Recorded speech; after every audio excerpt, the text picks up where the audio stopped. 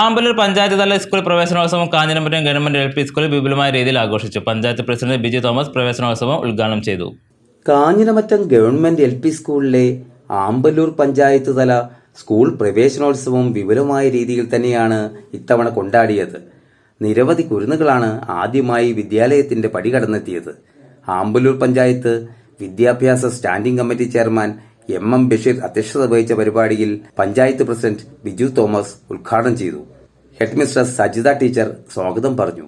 Amballur panchayat vice president Jayasree Padmakaran കുട്ടികൾക്കായുള്ള പഠനോപകരണ വിതരണവും Mulanthuruthy block panchayat vice president Bindu Sajeev name slip വിതരണവും നിർവഹിച്ചു.